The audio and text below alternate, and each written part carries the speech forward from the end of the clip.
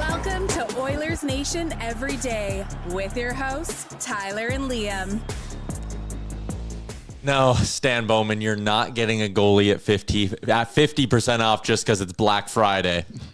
Or will he? Let's get into it with the lead. Come on, Tristan Jarry at 50% retained. In the spirit of the holidays, Kyle Dubas. Yeah, come on, Kyle. Don't be like this. You remember what Darnell Nurse was like for the Sioux Greyhounds when you were there? He got you a first, what was it, 8th overall, 9th overall, 7th overall, actually? Let's have a quick look through. 41 points in 68 games. For Sioux. For Sioux. 50 points in 64. 33 and 36. What more do you want? Well, look what he can do for you, Kyle. Your blue line needs Darnell. He's better than Ryan Graves. Let's quickly go through this exercise. What players on the Pittsburgh Penguins blue line is Darnell Nurse better than? Okay, I'll say the name. You say yes or no. If Darnell Nurse is better or worse? Yes. Okay. Matt Dumba. Better. Ryan Graves. Better. Parker Wotherspoon. Better. Ryan Shea. Better.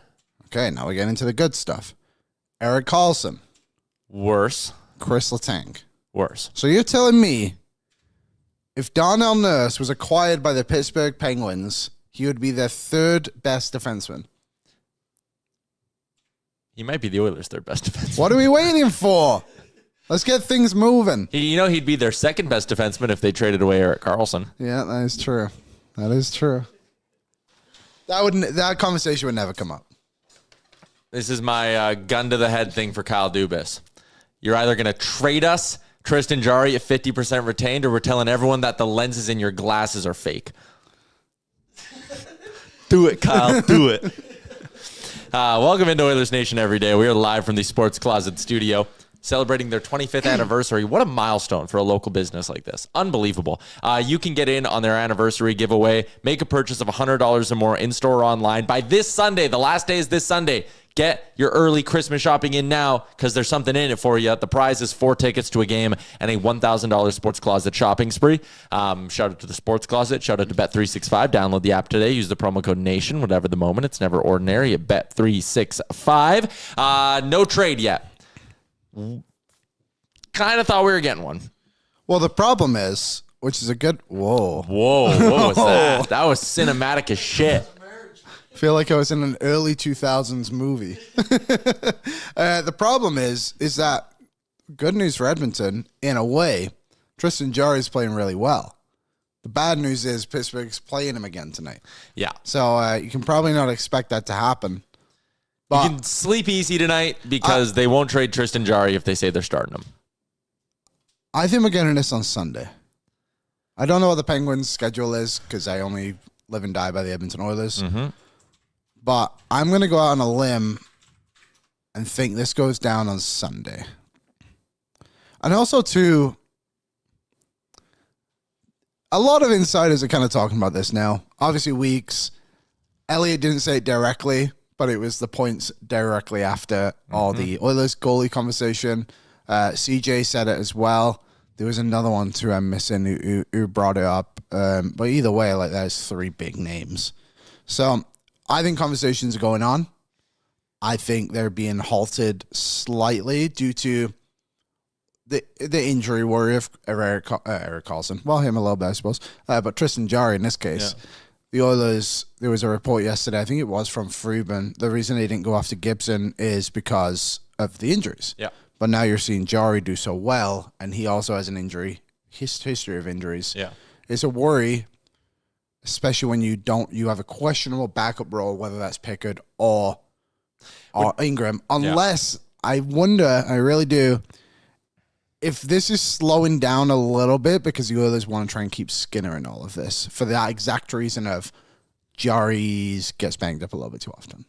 I wonder if that's become a layer in it. It just gets really difficult for them to squeeze in Jarry even at 50% retained if Stu's not heading out the door. Right? Unless it's Brett Kulak.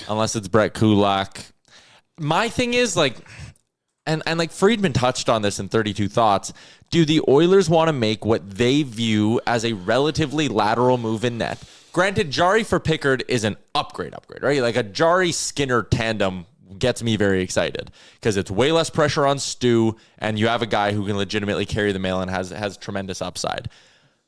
Is that worth weakening your blue line over? Like if you trade Brett Kulak, you are getting to the point where Regula and Emberson are everyday defensemen for you. You also need Jake Wallman to be healthy, and maybe that's a hang-up in all this. Maybe they're sitting there being like, we can't do this trade until Jake Wallman's back. Perhaps. But then you're at a point where who's your number 7 D-man? Josh Brown? Cam Dineen? Like, you're patching a hole and making another one. You're robbing Peter to pay Paul. I think that the loss of Troy Stetcher obviously lingers on this a little bit. Colin Chalk was on Bob's show the other day and did say, if this is any glimmer of desire, Josh Brown is having a way better season than he's had before, and he's seen. And he said a big reason for it is because his family is now in Bakersfield and like in a home and everything. So like, he's settled. So that's one side of it. Like if he could be a temporary stopgap, just plays a 7th guy. He obviously has a bit of toughness too. Obviously, there's not many defensemen right now in Bakersfield who are NHL ready. Like it's Josh Brown and Cam Dineen. Unless there's somebody else like Leppinen. Starting to sound like 2 mutts over there with all this Josh Brown love. 2 butts. They would obviously have to go and do something to get another defenseman. Yeah. But the good news is 7th defenseman go on waivers basically every day. Pretty much, right? A few times a week. None today. None today. The day before that. But the point is they go on often enough. Yeah, but like you're still just running a risk there. And that concerns me. It's a risk. And the defense has been so bad. Yeah, I don't think Brett Kulak is untouchable by any stretch of the imagination here. And like I do, in the same breath that like I feel bad it's not working out for Stuart Skinner this year, I feel bad that a local guy like Brett Kulak may have played his way off the team, right? Yeah. Like that sucks. That's a storyline that I enjoyed having around. Again, if you're going from Kulak to who are the cheap defensemen on Pitt, I don't know who Ryan Shea is, if I'm being totally honest. He's a college player. But the other side of it, too, is look at the defenseman on Pittsburgh. You can see why they'd want Kulak? I can see, yes, there's that. But also, too, the goalies are playing well. It's literally coming down to a bit of determination and competitiveness from probably 4 guys who are fringe NHL players. Who are now doing what? Like, look at that. You know what I mean? Like, all looked at this blue line at the start of the season and thought 32nd in the NHL. And now all of a sudden they've got 3 or 4 goalies who all have relatively good numbers. And that obviously comes down to them playing well, but also to these guys doing well as well. Someone said, don't hate Wotherspoon as a guy coming back. I've heard he's had a good bounce back season. So the money would work. Kulak and Pickard for Wotherspoon and Jari at 50% retained. You're adding in a pick. Maybe you're not adding in a pick at that point. They also have Harrison Brunicki, who they might want to play a little bit more as well. He's 19 years old, yeah. Yeah, maybe there is something around a Kulak deal, and maybe that's what's holding this up, is that the Oilers are trying to find a way to do this deal without giving up Stu Skinner. Again, all that reporting we talked about from Friedman, I tend to think they're done with Stu, but again, who knows? I do too. Yeah. But Jari starts tonight for Pittsburgh. I mean, weirder shit has happened. Guys have gotten traded in games before, so like, who knows, right? Maybe there's a hurdle. Maybe Kyle Dubas is working on something behind the scenes. Like, I don't know. You know, there's hockey on right now, hey? The NHL doing Black Friday games. A bunch died at 11, I believe. Yeah, the Red Wings are down 4-3 to the Lightning. The Rangers are up 2-rip on the Bruins. Avs and Wild gets going in about an hour and a half. The Canadians play at 2. I really like the over in that Montreal-Vegas game. Montreal-Vegas? Yeah, the Nick Suzuki Bowl? Thomas Tatar Bowl. Thomas Tatar. Brownie JB puts in the chat, hasn't Kulak been playing well? Seems like it. Why get rid of him? He's actually struggled massively this season. He went through at least the majority of November and was not on the ice for a 5-on-5 goal 4 until Trent Frederick scored against Tampa Bay. And he's struggled, and it is disappointing. With Kulak on the ice at 5-on-5, the Oilers are getting outscored 24-11. That 5-on-5 goals for percentage is by far the worst on their blue liners. Like, if you want me to, I'll pull it up really, really quick here. I was just pulling it up right now. So goals for percentage? Emberson, 52. Bouchard, 51. Stetcher was 50. Only played 79 minutes, though. So well. Stetcher was 50. Wallman, 45. Ekholm, 44. Nurse, 42. Kulak, 31%. And then a real damning Alec Regula, 0%. The Oilers are getting outscored 11-0 with Alec Regula on the ice. You probably can't, and this goes right back to the Kulak thing. Like I get, if you get Wotherspoon back, maybe you feel differently about the whole thing. But are you really going to make Alec Regula a regular defenseman? I think we're maybe starting to learn that he's just not quite ready yet. The eye test is fine for me. Oh, the eye test is damaging for me. He's just not been the same player since he got nailed by Evander Kane. But like, what did He's just not been. I'm losing. He's big. I think he. Yeah, I don't know. Maybe the eye test does suck. I'm just trying to be optimistic about it. And there is a lot of reason to be optimistic. He's a 25-year-old player who's a decent skater at 6'4", whatever he is. Like, I do think he has good parts to his game. I'm just sitting here wondering if this is a good time to sneak him through. You're like, oh, this guy's brutal. Yeah, get him down. They also can't, based off our previous conversation, but if they traded Kulak, they have no one else. If they waived or put Regula in the minors, they'd have no one. They don't have enough healthy defensemen. Yeah. So, like, he's number 7. And also, too, Cam Dineen is currently unavailable for the Bakersfield Condors if they wanted to bring up another guy, just for example. Yeah. So, I don't know. Yeah, someone said call up Dineen, but obviously you just touched on that. Not possible. He's injured. Anyways, we're going to be joined by Ryder in about 10 minutes time. We got a whole bunch of stuff to get to today on the show. Ryder, as he does kind of every Friday now, we might just be making this a regular bit on the program. Matt Larkin's going to join us at 1 p.m. The first trade board is up at dailyfaceoff.com. Some pretty interesting names to go through on that bad boy with our guy Matt Larkin. So we'll talk with Larkin at 1 o'clock. We got a fresh Spotify question, what's trending, a bunch of comments to read from yesterday on Spotify that I saw as well, including people really buying into the whole idiot thing. Do you want to address it? I do. Emergency press conference. Let's put him on a solo. Do I think the people who listen to this show are idiots? No. Well, it'll take you a while to say no, but No, go on. I don't. You all love Spicy Tyler. You love when I get emotional and upset and I yell and I just say things. It's part of the authenticity of the show. Mm-hmm. You can't be mad if once in a while you get caught in the crossfire. Shit happens, man. When I see red, I'm going. From Star Mechanical? I'm going.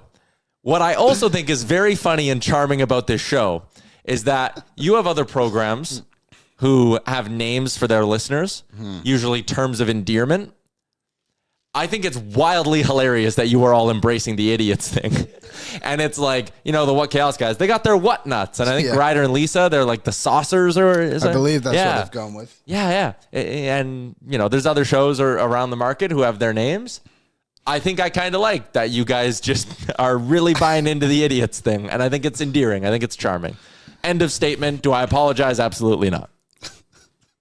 Now back to my electrolyte drink. I'm getting healthy. What do you got there? It's a watermelon electrolyte drink. Oh, interesting.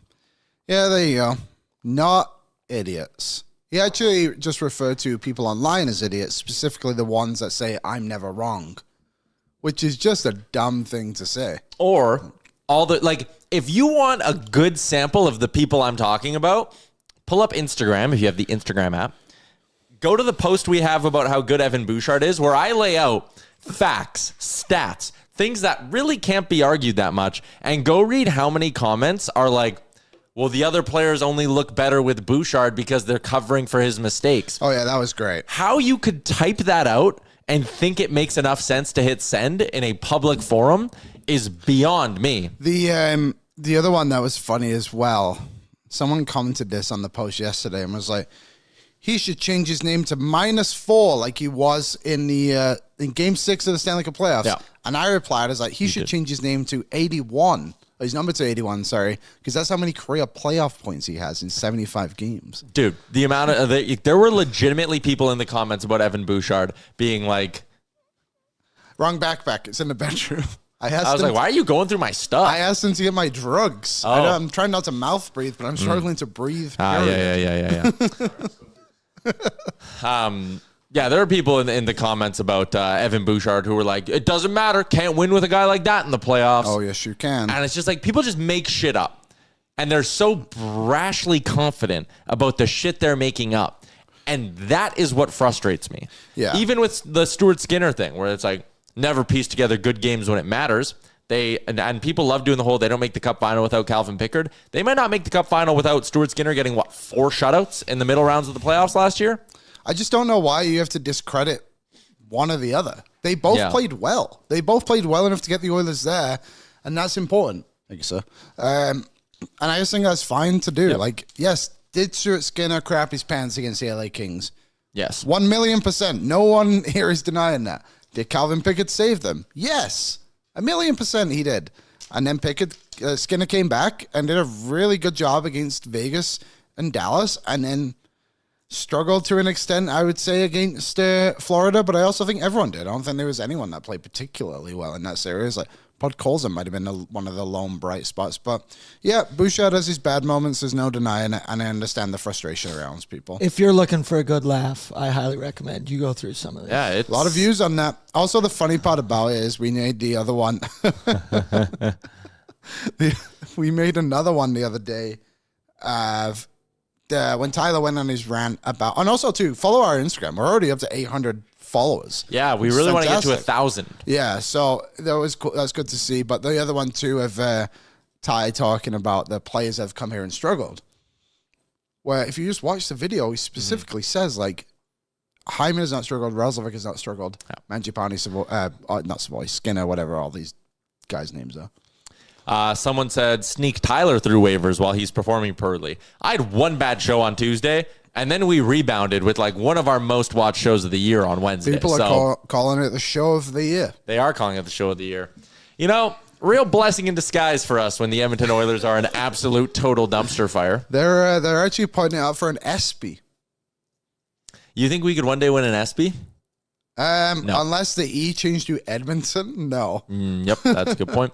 All right, Ryder's going to join us in a couple of minutes here. We'll save our Spotify questions for after Ryder's appearance on the show, but we have a whole bunch of stuff we're going to get to with him. Obviously, the Oilers playing tomorrow, and they did practice today, by the way. So here's how the Oilers lined up at their skate, because there is some injury news and all of this, from our good friend of the show, Tony Brar. Oh, I'd love to get Tony on here one day. You would have to. Who says no? Not the three of us. No, not the three of us at all. It's Eli made this joke a couple weeks ago. What's the old consent thing? It's Tyler and Liam consented. Tony Brar consented. Yeah. OEG.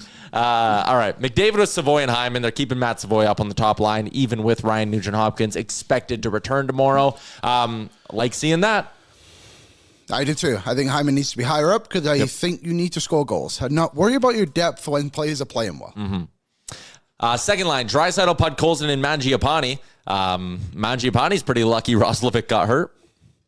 Yeah, he is. I think there could be another name on that healthy scratch list, and it wouldn't be Clattenburg. No. Nuge with Henrique and Janmark. Probably says something about Trent Frederick that Janmark's jumped him on the depth chart. I also think Janmark has played well. He's done what he's working hard, and I appreciate that about him right now. Mm-hmm. Lazar with Frederick and Clattenburg. So Clattenburg stays in, Tomashek comes out.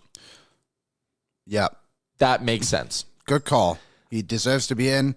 I think there was a very good case for Frederick coming out of the lineup and keeping that fourth line the same, but Lazar is also back in the lineup too. So, yeah, I think so as well. Maybe it just comes down to a handedness situation in the sense of, I guess you can never have too many righties, but having Lazar back in. Also, Lazar hasn't really played bad. He just got injured. Yeah. I think he's been relatively okay. So it's basically Roslovic out for RNH and Lazar for Tomashek. It's basically what it boils down to. Yeah. I legitimately thought they were going to take Trent Frederick out of the lineup and try to send a message. Maybe 3 days off in between games just kind of allowed cooler heads to prevail, Liam. I would also say he's played okay the last few games. He just got injured last game. He scored a goal against Tampa. He was good, decent against Florida, and then just got injured against Dallas.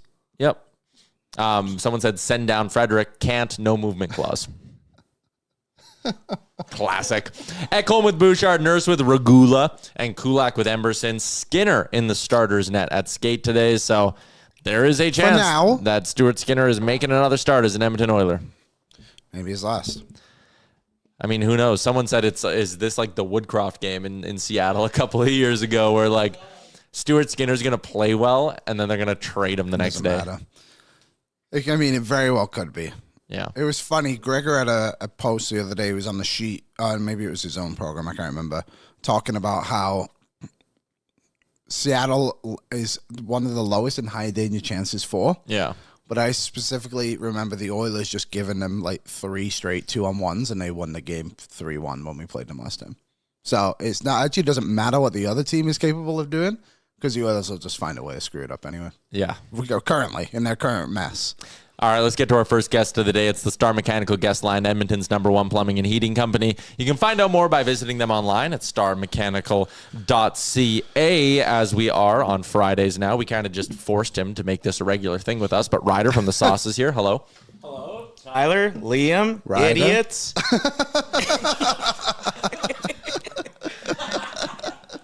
I was going to be like, you'll get there with the listeners, but you won't. You're too nice. Sometimes you just got to call it like it is. We don't have to deal with as many hot hockey takes because we're not talking quite as much hockey as you that's guys. fair. So if I call somebody an idiot, but they're actually just sharing a story, I'd feel pretty bad about it. They're like, you won't believe what my dog did this morning. And you're like, hey, shut up. I think I've heard enough of this. Yeah. Stop commenting. Speaking of which, the Sauce about to come to the end of month #1. Yeah, I think it was our 18th show today, something like that. Felt good. It actually feels natural in there now. I was going to say, like, the first couple of shows, you were like, man, 2 hours is so much. Are you, like, finding a rhythm now? Yeah, we're good. I still don't know which camera to look at quite often, so if you ever watch the show, you'll just see me, like... spacing out. I just stare at... Liam and I just basically look at ourselves in the monitor, and it's like, as long as we see ourselves, that's okay. I heard you had to add Wanye to the list.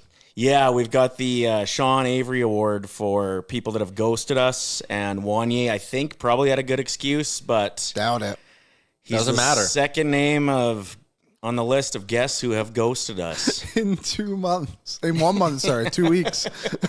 That is a tough list. Sean Avery's excuse was just that he ran into a buddy on the street and ended up getting stoned.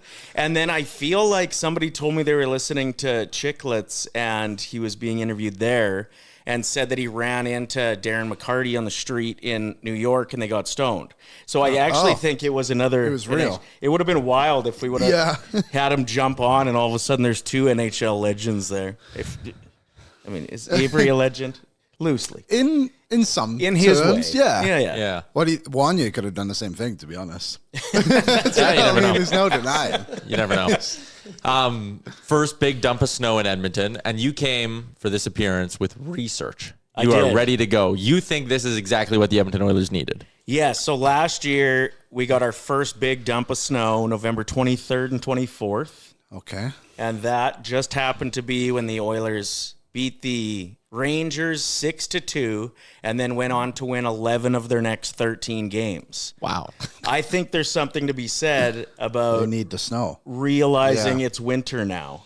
And that's hockey season. And it's wake-up time. So we probably need the snow to start coming like early October is what you're telling me. It would be nice if it did. Yeah. Someone pull out the Farmer's Almanac every year. Be like, are the Oilers going to have a good start? And you're just like rifling through it and be like, no. Just using the Farmer's Almanac to shape your bets. If they played in if they played in Mundare, Mundare's getting snow in October. It's like, not Edmonton, though. That is interesting. This also, though, and Lance put the comment in, this is the day after the autograph signing, which traditionally aligns perfectly with 6 Edmonton Oilers have the flu. Oh. So that's a concerning sign to kind of keep in mind in all this. What do you think does that? Like, is there a specific... Is it just meeting all of the I think people it's at West meeting Ed? hundreds of people at the I don't think they're allowed suppose. to shake hands or anything anymore, though. I don't even I think don't that's think enough. so. But you're They don't touching think an they're object they've been holding on to for 8 hours. Did you not learn enough about airborne illnesses during COVID? No? Was COVID airborne? I don't fucking No, know. it Was wasn't. it even real? Well, that's That's another also a good point. I do like that line of thinking, though. Like, if the weather gets shitty, wakes up something in the Oilers. Well, when you think about growing up playing hockey, you grab your bag and you go to the rink once it's winter time. Yeah. You don't do that when it's nice out. That explains why they're garbage in June. Well, and maybe I didn't really think about that. Not so much fun when you flip it that way now, is it? But I do think they can turn it around here at some point. I still think we're getting a trade at some point. I'm now at the point where it's a matter of when, not if, and it just feels like the narrative around Skinner, like we're so far down the line with it that it's the point of no return. Well, and it does seem like a lot of people are talking about a lateral move, and sure, but it's still a move and potentially a wake-up call, which is needed. I mean, this is when you fire your coach and bring in a new coach, and everybody just has a fire lit under them. So it'll be interesting if there is a lateral move made. On paper, it looks lateral anyway, if it still is what is needed to just kind of hit the reset button. They also have a 5-game homestand coming up. They're good on home ice. Like, maybe it is a perfect storm of winter, make a trade, wake up the group, and then 5 straight on home ice to just go fucking attack. They're calling it a blizzard. Oh. You said perfect storm. Thanks, Liam. You're proud of that one. I use the reset button in fatherhood when my kid, especially when she was younger, would have meltdowns. I'd hit the reset button and I'd just do something that she's never seen before. Oh, wow. Like put my shirt over my head and just run around screaming. And it just stops the madness and the meltdown. Gotcha. And then you go back to normal and you've just kind of hit the reset button. I thought you were just going to be that new kid. Full reset. Well, I'm wondering, my daughter's 13 now, and I think I might have to have another one because she doesn't like going to the water park as much anymore, and I love going to the water park, and I can't go by myself. No, that's fair. My niece, this was like a month ago, was like, what do you want to do for your birthday this year? And my sister was like, oh, don't ask. My niece goes, I want to go to the water park. Hell yeah. And my sister was like, no, that's too, we're not making your aunts and uncles go to the water park. That's expensive. And I was like, whoa. I'll pay for it. Do not lump me into this. Yeah, I'm looking for reasons to go to spend that money. I want to go to the water park. I have a nephew, and when he's just past 1, can't bring him to the water park yet. No water park. Actually, he's been to the water park. I bet he'd go fast down the slides. I bet he would. Just like a dense 1-year-old. And when he screams, I just scream back at him. And he shuts up. Yeah. It's crazy. It's so unexpected. It's like, yeah, this is how it feels, buddy. You're screaming in my face. This is what I want to do right back. And he stops. It'll be awesome if he ends up using that later in his life for other people. I taught him, yeah. If the teacher yells at him for doing something yells dumb. back. Just screams. My Uncle Liam taught me. He's like, don't tell him that. Next thing I had on my list, Black Friday kind of sucks now. We've lost the plot with Black Friday. I feel like there used to be a legitimate, you'd wake up, fire up whatever website, and it's like, you got a good deal. It's gone now. Yeah, I was looking for my Christmas gift for my daughter, and I looked yesterday. I looked today, exact same price, just with a different headline. Yeah, or it's 20% off any order of $150 or more, and it's like, that's not the spirit of Black Friday. Liam? No, Black Friday is brutal. Cooked. Because we all just sit on our laptops and phones. We're not getting out in the streets anymore. We don't get outside anymore. Yep. We got to get out. Did you guys ever wrestle people. wait outside for anything like that? I stood out in the cold for the Nintendo Wii. Those are the good old days. You had to earn it. I remember I went really early once for the Call of Duty Modern Warfare 2. Okay, but I had to go. The reason I didn't stay is because I had to go with my dad. Because obviously I was not 18. That was awesome. Well, yeah, never a Black Friday. But in England, there isn't Black Friday. There's no Thanksgiving. It's an American thing, yeah. We did a contest on a radio station I worked on back in the day, Wii for a Wii. And we had 2 competitors come down, and the first guy to piss his pants won the Nintendo Wii. I'd win that so fast. It was awesome. Where's that rank in terms of the all-time comp? The zany radio competitions. I feel like that's also a little bit of a lost art now. I feel like lawsuits have maybe muddied the waters on that front a little bit. Sure. But what are the others? What's on the Mount Rushmore of crazy shit you had listeners do? Oh, man. I mean, we've had tattoos done. Most of the dumb stuff that's been done, I've done to myself as far as trying to, just get the people going a bit. I got my belly button pierced after we raised a bunch of money for the YWCA. How much did that hurt? It was bad. The worst part was because I have a belly, so every time I'd sit down, it would get caught in my belt and shit. So I'd stand up and it would just be like, Rah! I actually liked how it looked. Just a dangly one. Matched your eyes. Yeah, you hear some of those contests, especially that used to happen around Edmonton, where guys would get hung up by their nipples on chains and stuff on billboards and have to make out with their sister. And we never got into that as much. Yeah, you never went that far. That's the Howard Stern age of like that kind of stuff. Yeah. So we proposed the idea to you last week of the Family Feud game show. How's it looking?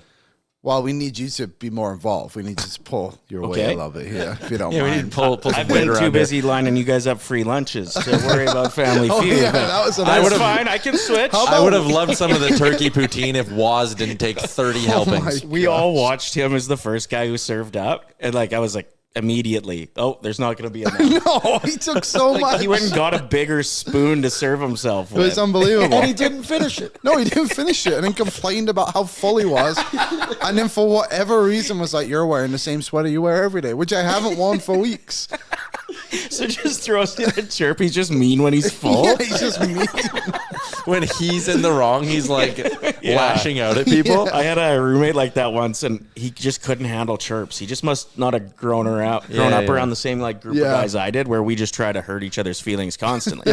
But I'd say something like lighthearted with, you should probably mix a vegetable into what you're eating tonight, hey? And he'd be like, yeah, well, you're going through a divorce. Just like, you don't really get how this works, man.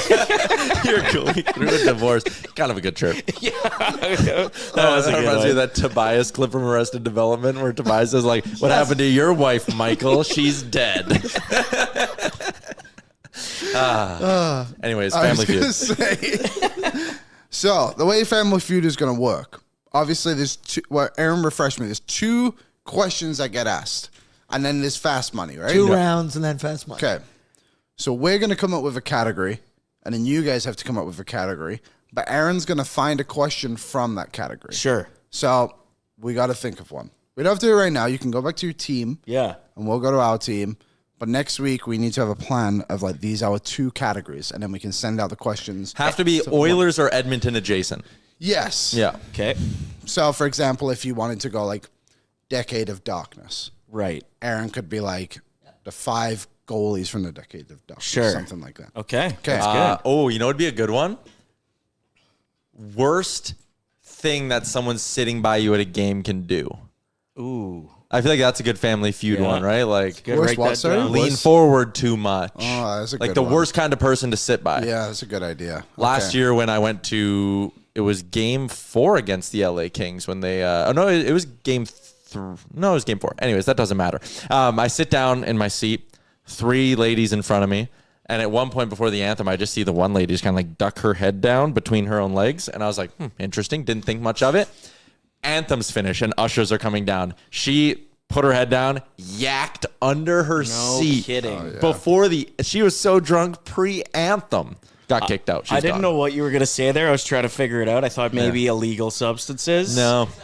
Or smelling her own toot. I thought maybe. I don't know why that came to mind. That would be yeah. a weird thing to have somebody next to you do. She yacked, and then her 2 friends, because like the ushers come, they're like, "Ma'am, you have to leave." And she was like, "No, I'm good now." And they were like, "There is vomit all over your seat. Like you have to leave." I'm and her good friends were like, "See ya." Yeah. And she was Yeah. gone, and the friends stayed. I mean, if it's regular Rightful so. season, maybe you go with your friend. Sure. Playoff game. Not Playoffs sure. are different. Yeah. Also, Also, sometimes after you yak, you do feel way better. Like, I kind yeah. of feel bad for her. Yeah. Maybe she was just like, she hit the reset button. So There you go. Literally about to say that. So one time I was at the Ranch Roadhouse. Everyone remember the Ranch here? Eli do. probably doesn't. He's such a young boy.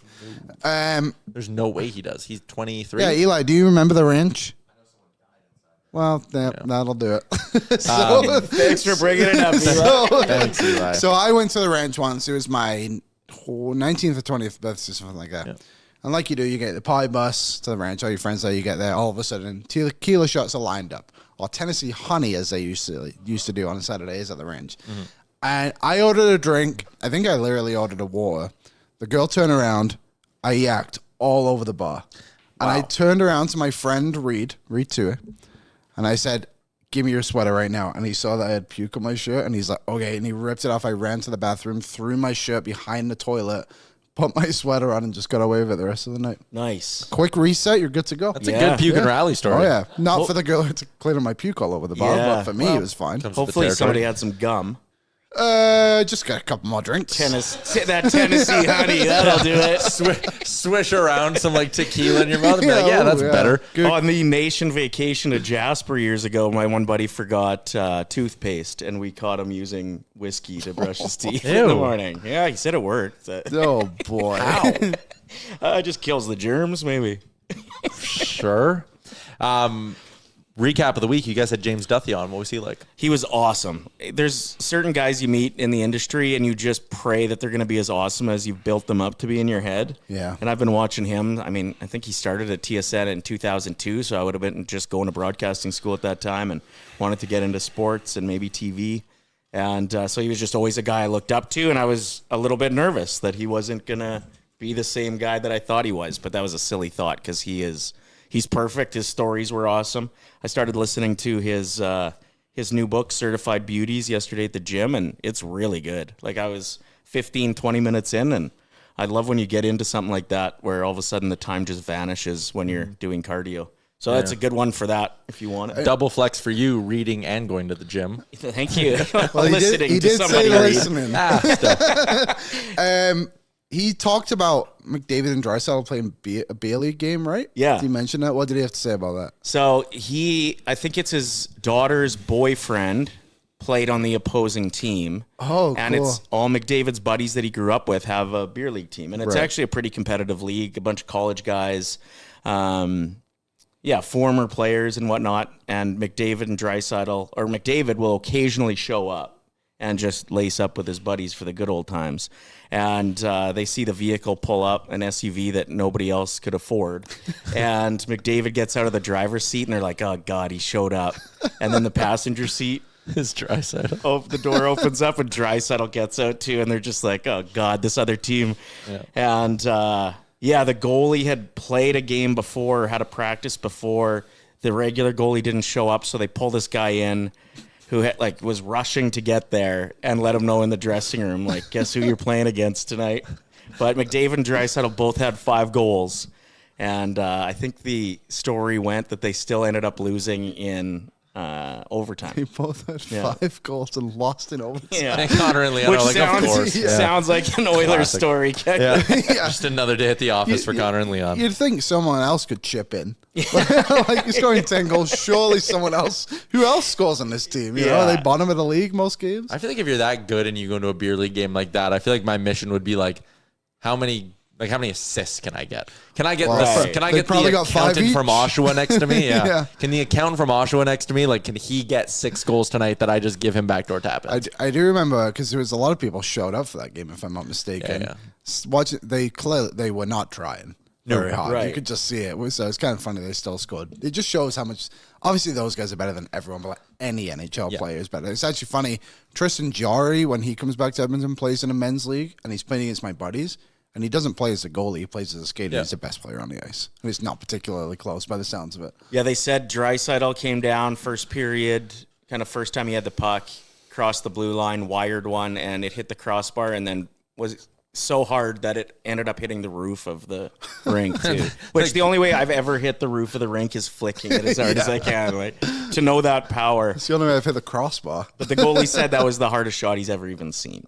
I was going to say, the goalie that got there 10 minutes ago Yeah. is are you fucking first shot of the game, by his ear? He's like, nope. How cool is it for those guys, though? Hey, can you Yeah. imagine just having that story in That the would be bank when you cool. bust out when people are telling hockey stories? One time Leon Draisaitl scored 5 on me. Yeah. Sick. But yeah, that's what this book is, Certified Beauties, James Duthie. It's just a bunch of great short stories. Liam and I had a clip that went a little viral. What was that? Maybe a year, 2 years ago, where we were if you could Freaky Friday switch bodies with any person in hockey media, who would it be? And remember, we both said yeah, James Duthie. Because he just gets to pick what he does. He's got the sweetest gig ever. Yeah. Yeah, World Juniors. He's a huge part of those. Olympics and the Yeah. Masters. And I think he just World And Cup. Super Bowl. And Super Bowl. So But there you go. That's he just literally 5. just when he negotiated his new deal, I'm pretty sure he was I want to do these 5 things. And they Yeah. were you're James Duthie. Sounds good. Or their trade-off was you also have to do 10 regional Leafs games for us. And that's the deal. But Sure. he has he gets to do all the good shit. Yeah. I guess 23 years at TSN? That's a hell of a run. And he definitely earned that. Oh, yeah. He's the best. He's the best. Should we do our Friday fun zone? Sure. Okay. So I did it today. We had a debate earlier in the week, and it sparked conversation. I on don't the know show. what this is, by the way, so I'm So- going to this blind. We talked about NHL superstars, specifically on Mikko Rantanen. I said he's not a superstar. People disagreed. People disagreed on Instagram, believe it or not. So I put together a list of NHL superstars. So let's say there's a lot of players on there. There's 29, but I mean, we're going to be able to fly through these. And we can delete the D category, if that's okay. If you even can. If you can't, we just won't use it. There we go. Yep. So we have to categorize these players. Okay. And these are the top 20 rated players on NHL 26, with a few others thrown in because I wanted to, like, guys like Logan Thompson, Nick Suzuki, for example. Morgan Geeky's on the list. What is he for? So nitpicking, can Okay. we put future superstar in between great player and good player? I feel like that's a more accurate ranking. Sure. That makes more sense to me. Okay. So there we go. So let's go through this. Okay, let's do I'll it. say the player. You guys decide between the two of you. Okay. Let's just throw Leon Draisaitl right on the superstar, right? Superstar. Superstar. Right up there. Kucherov. Easy superstar as well. Superstar, I mean, he yeah. wins scoring titles, 100-plus points a year. Okay. Very. Okay. Do you have a debate on that? Never. No. Never would. Nick Suzuki. I would say based on some of the faces I'm seeing on this list, he might have to just go good player. I think he's better than a good player, but for Yeah. this list specifically, In the context of this, like, he might be an Olympian this year. Yep. right. But, like, when we look back at this era of the NHL in 10 years, are we going to be like, boy, that Nick Suzuki was a treat? Like, no, he's just a really good hockey player. Good player. Okay. Good player. Good player. Evan Bouchard. My dog. Put him in all four. Just put a space in all of them. Yeah, it depends on the day Depends on the game. Yeah, which kind of boosh are we talking here? I think he's great player.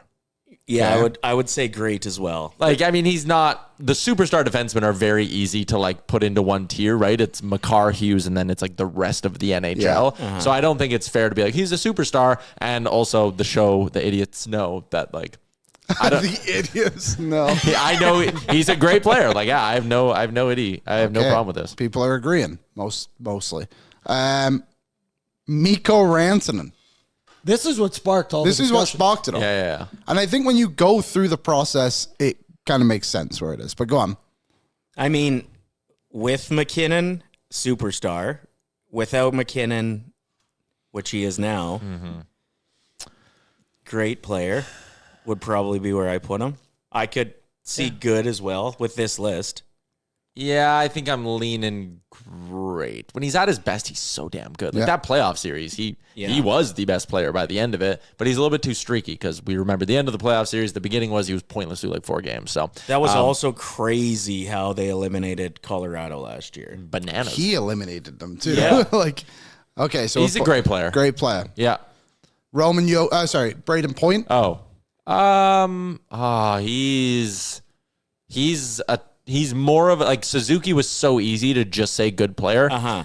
Braden Point is so much more of a tweener. He's not a superstar. He struggled this Not season. a superstar. Yeah. Has he ever had 100 points? He's never had 100 points. No, he didn't. I Good. thought he came close. Good player then. Okay. He's real close to being up there, but like for the sake of this, like he's not on a Mikko Rantanen level. No, he's not. He's kind of what Mikko Rantanen was in a way on Yeah. Colorado, where it's like you're the third or fourth best player. Can I have whatever app you're using for this? I just want to play this at home sometime. Tierlist.com. This is fun. All right. Okay. Roman Josi. I think it is important to remember that he is 35 years old. I agree. Was great in this category. Good is where I'd put him. 5 years ago was great would be a good one. So yeah, I guess that's a good point. Is there any legacy layer to this, or is it like it's up to you. current or how they'll go down. yeah? I think it's current. I think let's base this Okay. off current today. That's what we've done so far. Yeah. Yeah, he's good. It is worth noting. So this is the last 5 seasons. I pulled this up really quickly. Best point per game season by a D-man in the last 5 years. Yeah. Carlson in 22-23, 1.23 points per game. He's the only defenseman to have 100 points in a year. And Riosi was the only one that was close to him in 96, right? He had 96 the year before that, and that's the second best season production-wise that we've seen from a defenseman in the last 5 years. Like, I'm pretty sure we can expand it even more. It's the second best season that a defenseman's had in the last 25 years of the NHL. Yeah. So, like, he was great. He is now good. Has a Norris, as Mulick says. I get that. But, like, right now, he's... If they... no, I'm not going to say it. Go to the next player. Okay. I was going to say something about Bush and him, but now I'm not. Tyler asked as well, Braden Point future star. Braden Point is now 29 years old. Yeah, he's not. There's no future there. Jack Eichel. Superstar. Superstar. Stanley Cup. I feel undeniable superstar had he not been drafted in the same year as McDavid. Yeah, that too. Because he was always just not the best player from that draft year. If there was a counterpoint, if people wanted to throw our own logic back at us, also never a 100-point player. I also... Yeah, close. 94 points last year. This is very much an ability thing, but I also think the term superstar, there's an aura aspect to it. And Jack Eichel has that kind of superstar aura to him. Sure. Okay. Did you know Carter Hutz played with him in Buffalo? Yeah. Up until like this last month, Hutz exclusively used Jack Eichel sticks in beer league after he retired. Because when they played together in Buffalo, Eichel was so particular about a stick that like if there was, I'm exaggerating, but like a paint chip on one, Eichel would be like, nope, need a new one. And Hutz would just go to the trainer at the end of the week and be like, how many Eichel sticks we got? And he'd throw them in his truck and bring them home. So his whole beer league was funded off Jack Eichel sticks. Anyways, next player. Quinn Hughes. Very easy superstar. Superstar, yeah. Superstar. William Nylander. I think this one's easy too. Great player. Great player. Any other market, he doesn't get the fanfare and the press coverage that he does, obviously, but he's in Toronto. That's the only reason why I think some people might be like, oh, is he a superstar? But no, he's just a great player. Did you see him with the body mustache?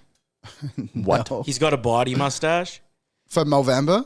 I think he might be doing it for November. He came out, as he often does, without a shirt on. And he had chest hair from, like, the pecs up, but, like, waxed below. Like, You're right.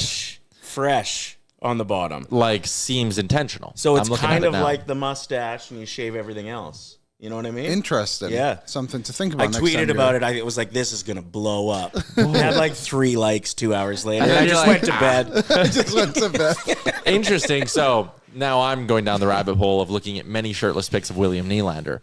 That is a choice because there are pictures where he has the full... See what I'm saying? Yeah. Body mustache. Why is he doing that? It's a new thing. Must be. He's got the swag factor that he could create the body mustache. Like next November, that's just what it's going to be.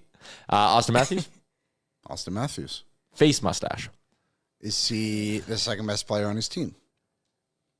But is he also a superstar? I don't know. That's for you guys to decide. I mean, I think he is. Like, how many guys in the NHL like have the legitimate ability to score 60 goals in a season? True. There's like 3 of them. Yeah. Okay.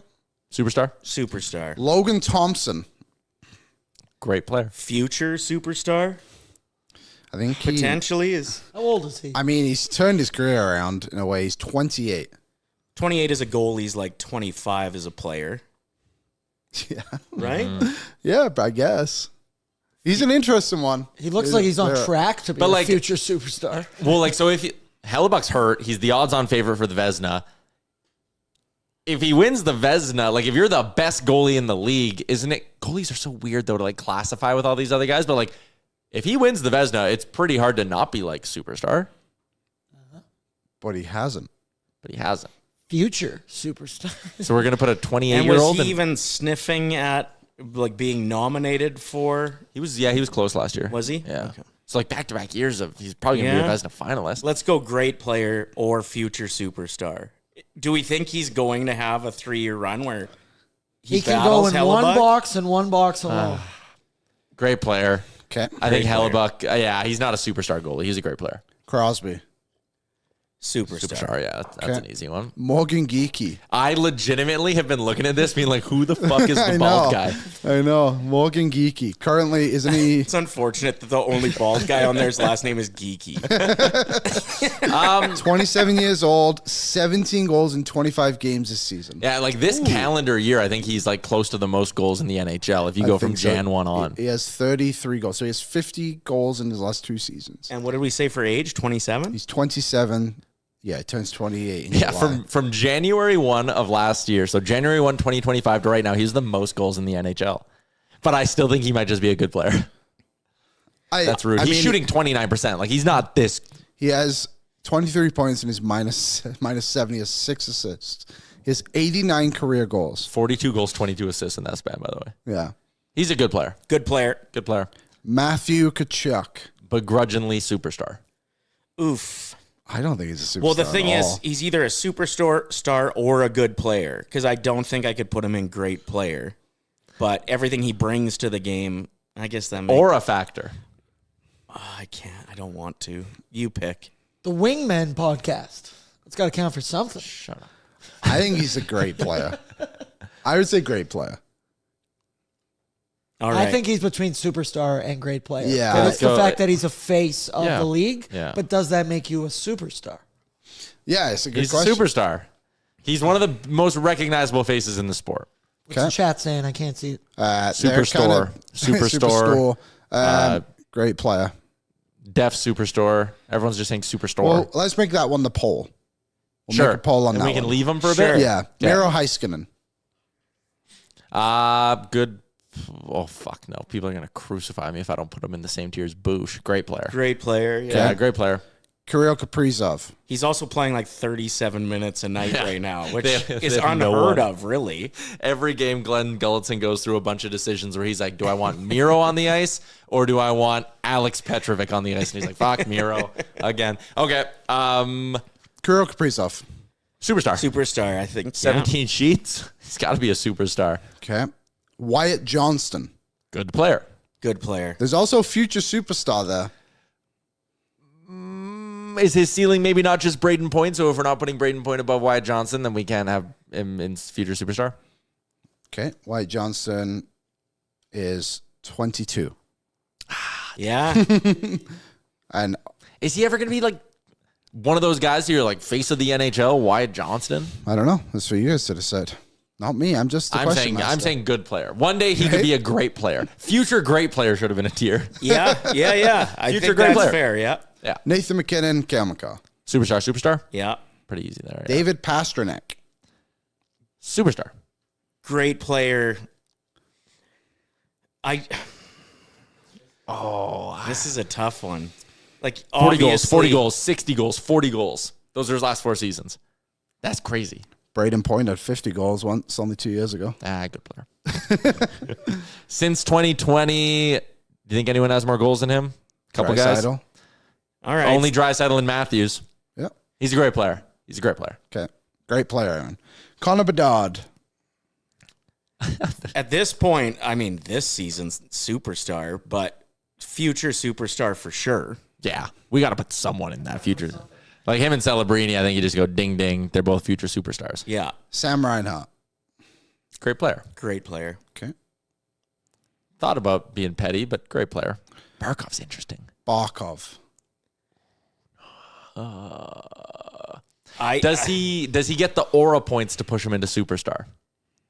He was actually, I think he was 7th on NHL 26 ratings. He's like a 94 or 3 or something like that. Product of being.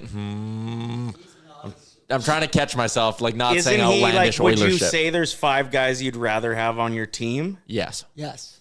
Thoroughly. If he's drafted a Columbus Blue Jacket, do we talk about him the same way? He was drafted a Florida Panther. Yeah, but we still But knew. the Panthers built up around him, like. Okay, but when he went, they were nothing. He Yeah, was you're a right. second They built overall this around pick. him. Does he Yeah. have staying power if he was not on a great team? Like he'd still be a great player, but you know what I mean, right? Would you ever have considered Patrice Bergeron a superstar? Wait, player? we put Pasternak in superstar, by the way. No, we didn't. We said great. We said great player for You ended Pasternak. up last minute saying great player, and I was torn, so I was happy that you made the decision. If we're putting Barkov and Pasternak have to be in the same tier. Yeah, I would agree with that. And I think great player is okay. Okay. We got a lot of superstars Yeah, on we there. do. Maybe someone's saying too many, I hear. Connor Hellebuck. Superstar. Superstar. Vasilevsky. Past superstar. Former superstar. Former superstar. Like, great player. Yeah, he's still good. God, he looked good against us the other night, didn't he? He sure did. So great player? Yeah, I think that's Okay. a good fit. Rowensky. This is interesting. Same as Miro, I think. He's a great player. Okay. Would absolutely love to have him. Like, he'd be on my list of 10 guys that if we could get would be an absolute game changer. Thomas Someone's saying this is bad. Huh? Whatever. Thomas Harley. Future superstar. Okay. It's probably a fair He's in one. his early 20s. He's might be on Team Canada this year. Like How old is he? Must be 23, 24? I think he's might even be 20. Yeah, he's 24. Turns 25. There's a lot in of August. Dallas on this list, eh? They got a lot of good players. Yeah, they do. Okay. What did the chat say for Kachuk? Great player. Okay. I think we got to move Barkov and Pasternak up. It'll fill out the superstar tier. Okay, but it's not about filling the super. It's not I about know. even things out. I just think that it'll look nice. Can I give what I would have done? Would you go less superstars? I would have taken Matthews, Kaprizov out of superstar. I would have put Bush as a good player.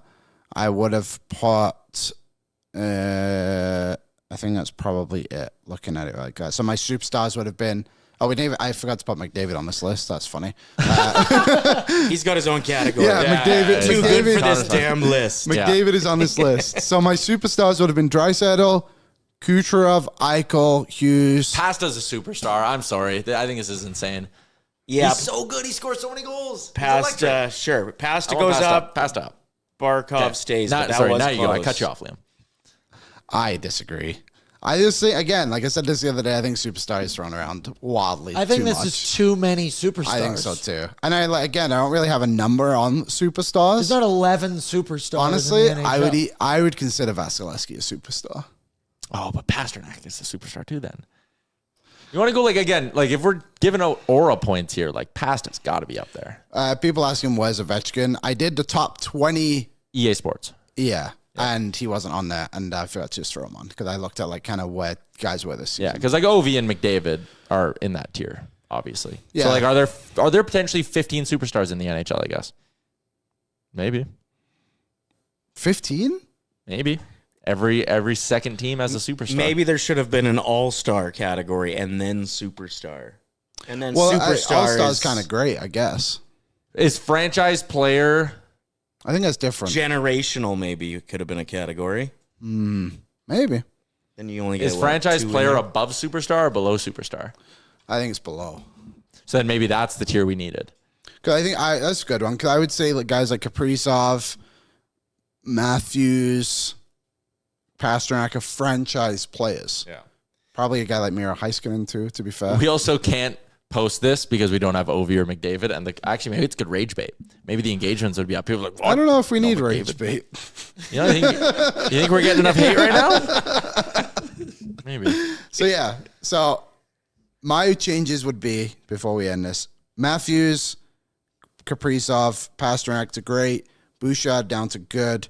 I probably would have moved up future star Wyatt Johnson as well. Maybe Bush future superstar? No, probably not. I just think Heiskanen and Werenski are probably better than him, but I think Bush is better than someone like Thomas Harley, if not just like kind of an equal guy. I guess. Okay. So what do you got going on this weekend? Oh, you're doing a comedy show. I am, yeah, doing comedy show tonight. Ampersand 27 on White Ave. How long is your set? So I'm doing 10 minutes to start, and then I'll introduce Carla Marks, and then I jump on in between the two comics and do 5 more minutes. Oh, there we go. So I've written. Most comics will pound out jokes before something like this that people pay to go see, but I don't do it enough for that. So I wrote about a 3-minute set on how I want to fight the one-arm push-up guy. And so that's what I'm leading off with. I've never told the joke before, but him and I are going to fight after I'm done. Does he only get to use one arm? That's exactly. Yeah, you just got the punchline. Damn it, Liam. They say comedy's all about surprise, so maybe I'll have to rework that. No, if you're going tonight, just forget what I said. That guy made me Google him one time, and like he actually used to like compete for some type of contest. Like he was actually shredded as hell back in the He's day. a machine. Yeah. Yeah. Oh, Matt Larkin was watching that segment, by the way. See what he thinks. Ryder, thanks for popping on. Of course. Thanks All for right, having there you me. go. Listen to him on The Sauce with Lisa every morning here on Oilers Nation. Goodbye, idiots. Let's keep going on the Star Mechanical guest line. Residential, commercial, 24/7 emergency service. They do it all, and they do it well at Star Mechanical. As we welcome on Matt Larkin from Daily Faceoff. Matt, critique our list. Oh, boys. First of all, love the segment. Okay. But I was like a dog about to be released into the off-leash park. I just wanted in on that segment so bad. Liam, David Pasternak's a superstar. He's going to score 700 goals, at least 600. He's going to be a Hall of Famer, 60 goals. Come on. Maybe he is, and that's fine. One category. Sorry, what was that? Liam, Tyler, you guys are missing a category. You need elite player. Between great player and superstar, elite player. That's where Jack Eichel goes. That's where Sidney Crosby goes at this stage of his career. If you add elite player, you're golden. I could solve this for you like a puzzle in like 5 minutes. Okay, go ahead. Okay, so yeah, work through. The floor is yours. What superstars go down to elite player? Jack Eichel. Okay. Sidney Crosby at this stage of his career does as well. Fair. Pasternak, if you introduce that category, I'm willing to go there. Okay, there And we then go. look at what we got for the superstars. I would still just put McDavid in this list just to avoid the rage bait, like you guys said. And then we have Draisaitl, Kucherov, Quinn Hughes, Matthews, Kaprizov, McKinnon, McGarr, Hellebuck. That's perfect. That's your tier right there, boys. Easy. So is there anyone you'd move up? Like Barkov probably goes to elite, right? Yes, because he's a Hall of Famer. And I think you have to factor in like entire career body of work, right? So like Crosby would be superstar at his peak, of course. Same with Vasilevsky, but now they might be an elite player. Mm-hmm. Yeah, that's fair. I move Vasilevsky up. Werenski maybe goes up too. Elite player, yeah. Norris finalist. Was he runner-up last year, or at least third? I think he was runner-up. Yeah, the elite player tier actually does round this out pretty nicely. What do you make of someone like Rantanen? I had some Dallas Stars fans very upset the other day when I said he wasn't a superstar player. I don't think he's a superstar, but I think he's at worst a great player. Yeah. I think he's like right on the borderline of great and elite. I think in Colorado, when he was getting 100 points, 50 goals, you'd probably put him in the elite category. I think, to me, just ask yourself, is the player going to be a Hall of Famer? I think Mikko Rantanen probably will. Do you think Bouchard's a Hall of Famer? I just love that's some great engagement bait there, Liam. I mean, I think based on the body of work, he's on that trajectory. I'm sorry. I mean, I'm always going to be a Bouchard defender. I'm with you. I mean, playoff success matters, playoff production matters, all of that stuff. It's just, you can't change the past, but like, God damn it, if they win that game 7 2 years ago, how much differently does the world view Stuart Skinner? How much differently does the world view a guy like Evan Bouchard? And you know what? That's even a great segue, Matt, for me to ask you about a guy who's been hot in the rumor mill for the Oilers. And we're going to talk some trade stuff, obviously. But like Jordan Binnington's name comes up. And every time I give it, I'm not fully pushing back on it, but I'm giving it like a gentle nudge back where I'm like, hey, you got to look at him for what he is now, not what he was. And people go, proven winner, doesn't matter. The year after he won the Stanley Cup for St. Louis, he lost 9 straight playoff games over the next 2 playoff runs and had an 851 the one year and an 899 the next year. Like, I don't know if you can just sit there and be like, this guy did it 6 years ago, so he can do it again now. Yeah, it's interesting. So if we're talking about Jordan Binnington and Tristan Jarry, it's like I kind of want to almost address them at the same time. Yep. To me, the Jarry talk scares me more because, yes, he's figured things out when healthy this year, but he's less than a year removed from a stretch in which he gave up a goal on the first shot of the game 6 times in 22 starts and got demoted and had a mental meltdown last year, right? So that market, I know he played for the Oil Kings, but I would be scared that he would revert to some of the struggles he had before. Jordan Binnington, I agree that he's become an overrated goaltender and he's really dined out on an unbelievable all-timer first season in the NHL, right? He would have been the Vezina winner probably that year if he hadn't come in and started dominating halfway through the year. And I agree he's been quite inconsistent year to year over the course of his career. He's also maybe the most emotional goalie in the league. So again, I don't know if Edmonton's the market for him, but I think the Four Nations performance goes a long way. He's someone who was wobbly at times. almost performed similarly to Skinner in terms of game to game, minute to minute. Don't know where he's going to go, except Binnington did make the save he had to make when he really did, right? He outdueled Connor Hellebuck in the overtime. So it's hard because it's anecdotal, but I do think that Binnington, with the spotlight on him, showed, okay, he still has that killer instinct. So I would actually prefer Binnington to Tristan Jarry for the Oilers right now, despite the fact that Binnington's been terrible this year. So my counterpoint to it, because I'm a Jarry guy, if you hold the two up, I don't think there's a world where St. Louis is keeping any of that money. I think they know they can get something for him, like $6 million this year and next. I think they're going to want to offload the full $6 million. And I actually think that because Binnington has some fame behind him, like you're right, at the same time Binnington was saving Team Canada in overtime at the Four Nations, Tristan Jarry was sitting in Wilkes-Barre, Scranton, trying to get his career back on track. But because of that, and because Pittsburgh also has 3 goalies now, Shilovs, Murashev, and Blomqvist, I think there's a world where they go, yeah, we'll keep 50% of it if you make it the right deal here, because it's miles better than buying him out. So then if you're holding up Binnington at $6 million, Jarry at 2.7, I like Jarry at 2.7 a lot more. It's a fair point. I think you're right. Acquisition costs would be significantly lower. And for the Penguins, I think Kyle Dubas is like, oh my God, Tristan Jarry's put together a small stretch of good hockey. Let's get rid of him right now while we still can. Let's sell high. So I see the logic for sure. But I still worry. You bring in Jarry and then a month from now, we're just doing the whole goalie discussion again. He could melt down and have an .870 save percentage over a span of a month. And again, just based on what happened mentally with Jarry last year, I'd be really worried that it would happen again. So yes, good acquisition cost, but maybe there's a third goalie you could pursue instead. I'd be interested in maybe a buy low on someone like Elvis Merzlikins, because Jet Greaves has taken the net in Columbus. And I don't know, Merzlikins to me, I think he's got a certain swagger to him. He's got a lot of personality. And I think you could argue that suits him to a market that's high pressure, because I think he's just, I don't know, I think he wants to be that guy. He's got that mentality.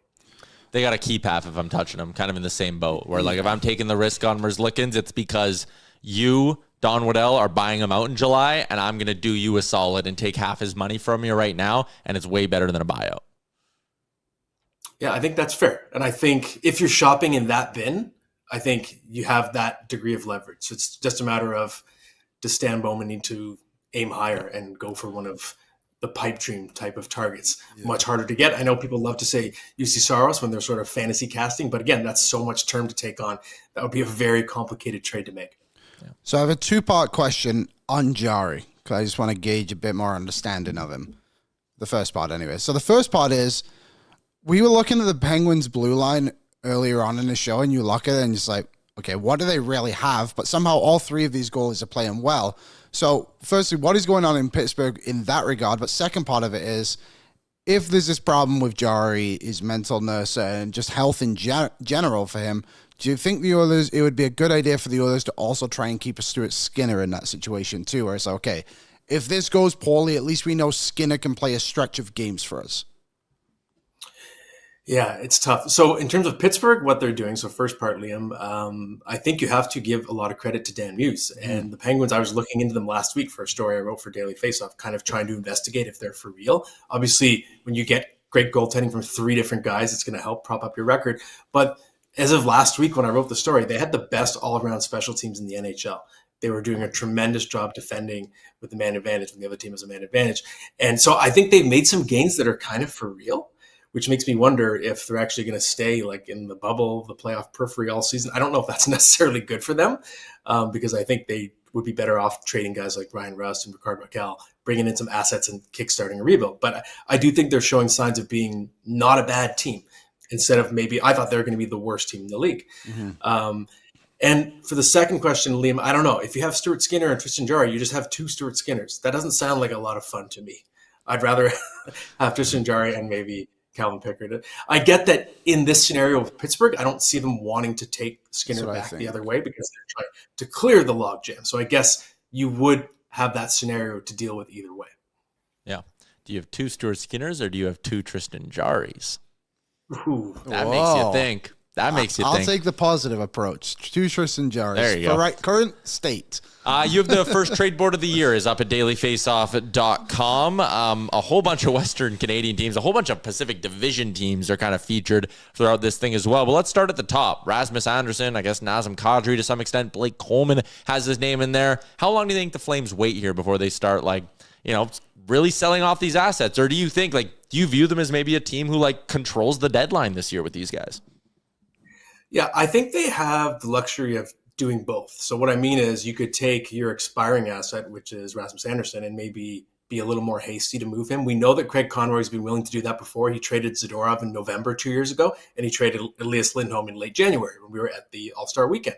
So to me, what if Rasmus Anderson gets hurt tomorrow and suffers a season-ending injury? He's an expiring contract. You get nothing for him, right? So to me, I think you could be a little quicker looking for the right team for Rasmus Anderson. Also, he's the reigning first star of the week. He's hot right now. He's playing his best hockey in a long time. I think it's a nice window to sell high. But with Nazem Kadri and Blake Coleman, it's two different things to weigh. Number one, I know, of course, the Flames, Murray Edwards, they want to stay competitive and you want to keep some of your culture setters. So there's not thinking, okay, maybe you trade off most of your pieces, but you keep Kadri because you want someone to be the emotional leader of the room. I think overall, just because he has that term left, you can wait. You can see if you get the perfect offer leading up to the deadline. So I don't think you have to rush on anything with Nazem Kadri.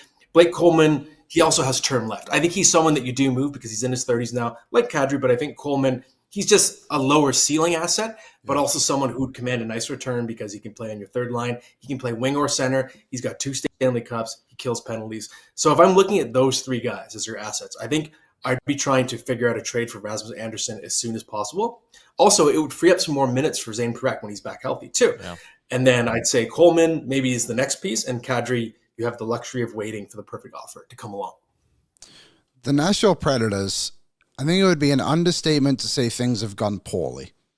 Maybe. Because everything is going bad there. But you've got Stamkos, Marchessault, and Ryan O'Reilly. But Ryan O'Reilly really feels like the one player that could fetch you a decent return because his cap hit's reasonable. It's also done in a couple of years ahead of what those guys would be like. He is the guy they'll probably get the most for, right? I think so, because I think O'Reilly, he only has the 1 year left after this one, if I'm not mistaken. I don't have it in front of me, but Conn Smythe Trophy winner, and he just brings those intangibles. And he's been in that scenario before where he was a rental. The Leafs did it, and he was quite an impactful and helpful player for them, right? He's still a good defensive player. I know he's really hard on himself, and he's claiming he's terrible now, but it's not true. He's got a great stick. He's a clean player, too, so he plays shutdown minutes, but he doesn't take penalties, which is very hard to do for that style of player. I agree. He's going to command a nice return. I think he's a relatively easy piece to move if you want to do it. To me, Stamkos. So in the story, I was comparing Steven Stamkos to, I think he could be what Brett Hull was at the end of his career. Not when he went to Arizona, like when the lockout happened, but when he was a Detroit Red Wing. He's kind of a specialist. He's near the end, but you can just trot him out there on the power play for his one-timer. I still think Steven Stamkos in the right situation could be useful. And if you look at what he has left, he has the 2 years left, right? I don't think that's absolutely prohibitive, especially if the Preds ate some salary on a deal, if they retained a little bit. Marchessault, to me, is the tough one. He's a Conn Smythe Trophy winner, but you look at the season he had a couple years ago, scored 40-plus goals. It kind of felt like an outlier year for someone who is a very good player, but I don't think was ever an elite player. But he got a nice contract out of it. And he's in his 30s now. He has more years left than the other guys, right? I think he has 3 left after this one, if I'm not mistaken. So to me, he's the more complicated piece to move because his value's down, as you see the numbers there. And if you're taking him on, are you willing to take on several years of term for a player who I think is in decline? I think it's riskier. I viewed him as like a nice piece, and I know Stamkos has been connected to Chicago, but like if you were Chicago and you're like, hey, we want a good leader in the room, who gives a shit if he's making 5.5? 2 years from now, he's on our third line. We have a boatload of cash. Today on DFO, I wondered about him and even the New Jersey Devils, where I'm like, hey, if they don't want to give up a ton of premium assets, maybe it's something where, like, you know what, Nashville, you got to take Andre Palat off our hands. We'll take Marchessault. We'll do a little bad energy swap for bad energy swap, give you a pick as well. And maybe that's a guy who's, like, better fit to play with a Jack Hughes or something. Yeah, I could see that. And obviously he's had good line mates when he was in Vegas before too. And again, when I say, it sounds like I'm dumping on Marchessault saying he's declining, but that was more just in comparison to Stamkos and O'Reilly as an asset. I think in a vacuum, I agree he's still a desirable player to target, especially if Nashville was willing to eat a little bit. I know it's less likely that a team retains when there's a lot of turn left, unless you're San Jose. But if they were willing to, I think he could be quite an appealing target. And we know he's proven in the playoffs. He's got a feistiness to his game. I think he elevates his game in the playoffs. I was just going to go on. If it's on a trade one, you go first. It's a trade one. Okay. One of the teams, as I flipped through the different tiers you had, and I got right to the end, man, Seattle's got some good assets. And I'm sure there are Kraken fans who really want them to make the playoffs, and I can understand why you would, but they're going to make the playoffs and lose in round one to whoever they face. Like, that's how I view the Seattle Kraken. Whereas, like, if you made some tough decisions this spring and you said, or this winter, March, whatever March is, Jaden Schwartz would get you a lot. Mason Marchment would get you a lot. Teams love to add guys like Mason Marchment ahead of the playoffs. Jamie Alexiak, what team ahead of the playoffs doesn't want a massive defenseman who blocks shots and kills penalties? I even would go a step further. What does your captain Jordan Eberle get you? Like, they have all of these guys who would fetch really, really, really good deadline returns. I'm just worried they're going to convince themselves they're better than they are. I totally agree. And you even have some other assets. I think that if the team really wanted to get creative and swing for the fences, Joey Decord has I think quite a good contract and has been one of the best goalies in the league the last couple of years. And Jared McCann now back healthy. I think he's, in terms of goal scoring, the best player they have in terms of a potential asset. But you're right, Tyler. I think Seattle, I've said this over and over, that making the playoffs in their second year was the worst thing that could have happened to them. It screwed them up, broke their brain, and made them think they were better than they were. It cost them high draft picks to build around, and they're living in this mid zone. And if you talk to a Minnesota Wild fan or a Nashville Predators fan, they'll probably tell you it's not fun to just be the team that's always, 15th overall or 19th overall. You're barely making the playoffs. Other years, you're not making it. You're getting bounced in the first round. And I think Seattle, they're kind of too competitive for their own good right now. They're stuck in that zone. And I was looking at the standings the other day, and I was like, oh, my God, they're in a playoff spot. What are they doing? No. So it's tough. They're going to be a team you have to kind of wait them out and see if they sink enough that they'll move pieces at the deadline. I think Pittsburgh's in a similar boat right now, too. Mike Matheson signed a new deal today. What was it? 5 years, $6 million per year. What did you make of that contract? I think, again, I don't know if it's a cop-out when I say it, but I say it because I believe it. You have to filter all these deals through the lens of the rising cap, right? Yeah. So it's 95.5. Next year it's 104. Year after that it's 113. So suddenly a $6 million AAV for a top four guy doesn't look so bad at all. And I just think Matheson has been a good soldier for the Habs. When they needed him to be an offensive player a couple of years ago, he puts up 60 points. He's playing PP1. And now Lane Hudson comes in, and you're sort of transitioning Matheson to more of a, I guess you could call shutdown role, right? He's been playing with Noah Dobson most of the time. And I just think he's been a versatile piece. And it's funny, he was someone who was viewed as a bust, who was a big prospect, right? And if you look half a decade ago, he was looked at that way as bust. And I think he's found himself with Montreal, and he's an important leader for a team that is very young. I think they were the youngest team ever to make the playoffs last year by average age. You do need some veterans in the room to set the tone. So I think he's a good fit, an important piece, and I don't mind that value. All right, Matt, appreciate you giving us some time as always. The full trade board up at dailyfaceoff.com. If people want to give it a read, a ton of really interesting names there that we didn't even have time to get to. But nonetheless, thanks for popping on. We'll chat soon. Thanks, boys. Cheers. Yeah. And don't shave the mustache. The mustache is really, really good. Mustache got us. Yeah, it looks great. The chat loved it as well. All right, big shout out to Matt Larkin for popping on and joining us. Let's do our Spotify question. Sure. Let's do it. Brought to you by the Jasper Pond Hockey Tournament, coming this January 23rd to 25th out on beautiful Lake Mildred. Shout out to the Fairmont JPL. Shout out to CHE Hockey, who put on an unbelievable event. Tourism Jasper, all the other people who have a hand in this. We love being a part of it. Favorite weekend of the year. Join us. Go to nationgear.ca to read more. Let's get to those comments from yesterday on Spotify. I think we had a few of them. What did we ask Seattle Skinner for? What's his name? Would you do Skinner for Jari 50% retained? Okay, cool. Wenzel is in. Longtime listener, even longer idiot. Thanks, Tyler. I'm fine with Jari this season. Skins needs a new start before we break the guy mentally, but what in the hell is Nashville going to take from us in the offseason if we go after Saros? Don't want to give up Savoy or Howard. We've got nothing. It's not going to happen. Thoughts? Goalies never go for as much as you think, and I think Nashville would be, if they're heading into a rebuild, which is the only way they trade Saros, if they're heading into a rebuild, the incentive for them is they're out of that contract. Like the whole point of signing Saros to that deal is like you get him in his early 30s at a good number, and then you bite the bullet towards the end of that contract. If you're rebuilding, then you're just going to get to a point at the end of that contract where you're trying to compete with an old, expensive goalie, and like they wouldn't want that. So the incentive for Nashville, I think, is to get out of the money. And the good news for them is that they drafted Askarov in the first. Oh, they traded him. Yeah. Damn it. Classic Barry. Dan is in, says, not sure if anyone asked this, but is there any chance that Clattenburg is attached to a Skinner trade? Did they bring him up to see how he plays in the NHL for another team, or did they bring him up to see if they could replace a starter who goes with Skinner? By the way, love the show. I live in Auckland, New Zealand, and listen every day on my morning commute. Thank you for watching along, Dan. I don't think they called up Clattenburg to showcase him for a trade. He's not. Every team has guys like that in their system. Agreed. Yeah. Parker is in. I was at the Stars game on Tuesday and can honestly say that was probably the most lifeless crowd I've ever been a part of. I love Stu, and I think I can speak for most Oilers fans when I say we as a collective love Stu and want to see him succeed. But at the end of the day, it's a business. This team has no life right now, and it's obvious. Whether it's Jari or Binner or whoever else, it's time for a change. This team needs a spark. Fair? Yeah, I completely agree. Jesse, I like Jari way more than Binnington because of the salary if 50% retained. Yep, the acquisition cost probably costs peanuts compared to Binnington. Yes, St. Louis is going to try cash in on Binnington's name value.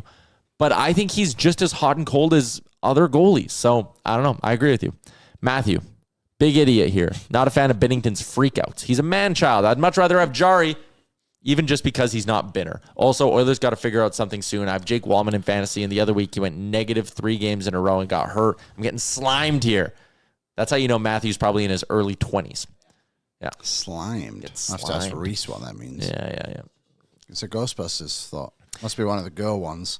CQ, I think acquiring Jari would be worth the gamble, but can't see the Pens wanting Skinner in return. They already have 3 or 4 goalies. Yeah, and again, maybe there's a world where like, oh God, this doesn't make sense, but like, do you trade Kulak for Jari? Is there a team who would give you a 6th defenseman for Skinner? Well, the Oilers traded Devin Dubnyk for Matt Hendricks.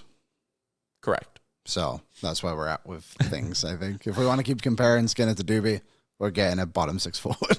Damn it. Brendan, or maybe there's 3 trades to make. Maybe you trade Janmark for Jari, you trade Kulak for a 2nd, and then you trade the 2nd that you get for another defenseman. And then where am I in this? And then you trade Skinner for Janmark's replacement. There you go. Full circle. 4 trades. It's easy, Stan. Brendan's in. Hey, guys, on the last show, I think Liam mentioned the thing people talk about when the Oilers get 900 goaltending, they win. And Tyler said, everybody does. I was actually curious about this, so I Ryan Husked, ChatGPT, looked it up. League average winning percentage with a 900 is 65%. Oilers are 7-0-1. So much better than the average. That said, we've only had 28% of our games with goaltending getting a 900. I guess the conclusion is that the Oilers do better than most teams with decent goaltending. Yeah. And I think the reason for that would be that like the Oilers are an elite team, right? They cheaped out. They pay very little for their goaltending. But it makes sense that when the goaltending that they pay very little for performs, their above average and very expensive blue line and forward group is able to win the game. I think that's fair way to address it. Yeah, it's true. Brady says, I'm ready for a new starting goalie, and I bet Skinner is ready for a new home. But the question from Jim Matheson today was rude and disrespectful, and he should be ashamed of himself. Have some respect for Stu as a person, and I've dived deep, and I'm okay with Jari's stats. I'm all in for him. The trade that we talked about on the pod. Great stuff, Brady. Yeah, listen, I also think you those guys talk to each other every day. So I think they kind of know Jim's tone and the way he asks things. I don't think Stuart Skinner pulled Jim aside after and was like, fuck you. Yeah, I didn't love the question either. I don't think fan thought should be brought into the dressing room. That's fair too. I think in certain circumstances it's fine. Yeah. But like that one, I just think there's no need. I'm sure Skinner knows. Ryder says, hey guys, on 32 Thoughts, they talk a lot about William Nylander. What do you guys think the Oilers would have to do to give him up or to get him? Toronto's not trading he's been their best player this year. Maybe in 15 years when William Nylander's like 35. Yeah. In 15 years, he'll be like 45. Well, maybe then. Maybe he's Yager. Remember when his dad said he didn't want to play here and his mom was crying? Never forget. Oh, you didn't live in Canada during that time. Yeah. It was crazy, Liam. It was crazy. We pay very little right now, Tyler. This from Soup. We pay very little right now, Tyler. But what's Skinner's next contract look like? We kind of brought that up yesterday. I don't know where that goes. I just don't see it being in Edmonton unless somehow Skinner stays a season, which I think is slim to none right now. It's less than 40%, I would think. And they have a legit starting goalie, and we're like, Stu, you're our backup goalie. We're going to give you a $1 million raise. Just in this hypothetical world deal, let's pay that 2 goalies. Just say $9 million. I don't know. Just a number spitballing. I think that's the only. He's such a hard goalie to gauge because then when you look in the market, there's not many good goalies, and you're looking at a guy there as a team in free agency. Just say you're a middling team, and you're like, hey, we have this guy. Our defense is solid. He's gone to a couple of cups. He's a bit up and down. Do we pay him $3.5 million? Maybe. I don't know. I really can't think of a comparison for him just off the top of my head. What do you think? He'll get a job next year. Oh, 1,000,000%. He's an NHL goalie. As much as some people like to be like, he'll be gone in a few years. Like, no, he won't be gone. He'll get a deal. The NHL goalie carousel is real. God, how pissed are you going to be when he's backing up Bobrovsky next year? He's got like a 9.12. Bobrovsky. Yeah. That would be. There's our Spotify question for the day. Let's do a little what's trending for Oodle Noodle. You can take advantage of the value menu deal and get 2 green onion cakes, 5 spring rolls, or 6 wontons added to your order for just $2. Any signature premium box, oodlenoodle.ca. Reed Schaefer's going to make his NHL debut tonight. Congratulations to Reed Schaefer. Congratulations. Barry Trotz said he wants to start playing the young guys. They also have guys like Matthew Wood is another top prospect they have. Reed Schaefer, 14 points, 15 games this season for the Milwaukee Admirals. He's actually putting it together down there a little bit. Yeah, he's done okay. Those are Roby Jarventi numbers. He must have got injured last season because he only played 15 games. He is tied for second on their team in points. All right. So we'll see. Good for him. There was a clip going around the other day. A lot of people are new to being Blue Jays fans after their success this year. And there was a clip of Jeff O'Neill being like, I'm stunned Bo Bichette isn't signed yet. The way baseball off seasons work is guys don't sign till like after the winter meetings in December, Christmas, January even. The market is a way slower burn than hockey. Like guys have been eligible to sign for 2 weeks, and the Jays are the only team who've made a big ad. I was going to say, this doesn't seem like there's anyone that's really gone anywhere. There's one signing of over $100 million, of over, I think, $50 million. Even Ohtani, that went quite, not late, but like it wasn't quick. That was right around Christmas, I think. Was it? Yeah. So, yeah, I mean, again, I don't know a lot about baseball, but I feel like it's always like, I didn't even know like the free agency period had opened. It's been that slow. It opens with no fanfare. It's just like, we're here. Lance Kane. This was cool. Unbelievable. Lance Kane went to the autograph session, got the Connor McDavid autograph, and had Connor McDavid write Cup Year on it. Cup Year. If the Edmonton Oilers win the Stanley Cup this year, Lance will be able to sell this for, I'm not even kidding, thousands of dollars? Yes. Tens of thousands? He should have got McDavid to date it, is what he should have done. Yeah. But like, this will be incredibly valuable. So here's Lance's story, because we love Lance. This is unreal. Yeah, he goes, cool. I went to the mall at 7:30 a.m. and waited in line for 10 and a half hours around hundreds of people and screaming kids just so I could get this signed picture of Connor McDavid. He gave me a little chuckle when I asked him to write Cup Year. He said, cool jacket to me. When I showed him that I have space on my back for a patch when we win another cup, he said, wow, I really like that. And then I told him, I appreciate everything you do for the city. He nodded while he signed his name. Then I said, I love you, as he handed me the picture, and he said or did absolutely nothing. I ran across the mall to the Nugent Hopkins line and stood there for about an hour and 15. No word of a lie. I was the 4th person in line at 8 p.m. when they closed the signing. It was my first time at an Oilers signing. I finally had the day off. I had a great time from Lance.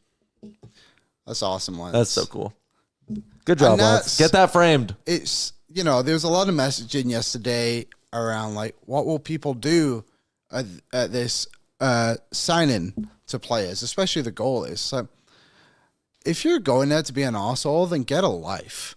And I don't think I didn't see anything of people being dickheads, but like, it's people like Lance that like make this fan base what it is, who go to these events and like try and have a bit of fun with the players and make them real. Kennedy and Waz were there too. And there was like so many other people I saw DM'd us on Oilers Nation of just like them having a great time at this event. Reason why they do it. Yeah. And I'm glad everyone had a fun time, and it's fun that these the fans who maybe don't get to go to games every week.